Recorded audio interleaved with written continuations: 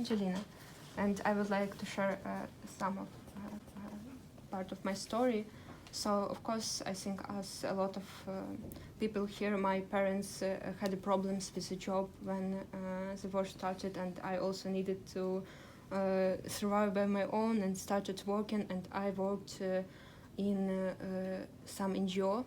So I'm also working with teenagers. I was working in French NGOs and so on, and I sometimes feel how a lot money are invested in me, because I'm here in UKU and I'm supported by people who allows me to study here, because my parents don't have this money. I was studying Leadership Academy, which gave me a lot of skills, and I also founded by US.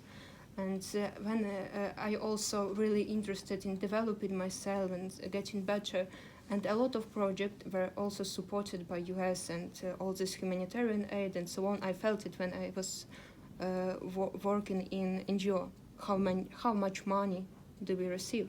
And when I ask myself, like, am I good enough to receive this all? Why do I have this? I look for people who surrounds me, and I was working in NGO from IREX. It was called. The goal of it was to teach teenagers, like who are in school, the project management and gender equality. So there was a mentor and helping those kids. And at the end of the project, they were given $400 for their own project. It could be whenever they want. It could be pizza party for everyone. It could be any chill. They could organize anything. And we were able to help them in this as their mentors. And do you know what they done? Some of teams in their projects were collected twice more money than they were given, and they gave all this money to our army.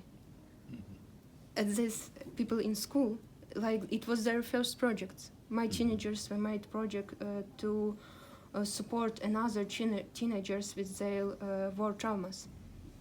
And when I look into this on those people who are in school, when I look in all of us, I'm sure every of girl who's sitting here was invited to go abroad. I was invited several times, and I'm sure all of you will have a possibility now to go to Europe and I don't know, have everything. I was there volunteering, and I remember I was told, like, you are talented, you know Polish, you know English, you can get any job and have support there and so on. And in Ukraine, I had no job. It was difficult to find it when the war started, but we all are staying here for some reason. All, when we have an opportunity to just receive much more help, because people are grateful there, but we're staying here. And I know everyone has their own reason, but I think it's because we are strong. And why should we support Ukraine? Because it's very, I think, easy for a person to become a lazy when you receive so much help, when you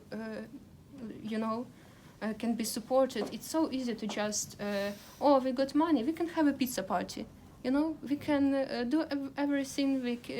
I could just give a donation from another country and stay here, but we are not. We receive this money and we give twice more to support our people. And if I'm seeing as a businessman and so on, like in a global point, I'm thinking, what could be better investment than invest in Ukraine? Mm-hmm. You invest in for strong people. Even teenagers are small, are strong. Even 4-year children are strong here. We have no choice to be not strong, and that's, I think, the point that I think you all feel that it's not a war between Ukraine and Russia. That's a war of values. That's a war of something more, much, much deeper than just two countries. And I think you all feel it and know it.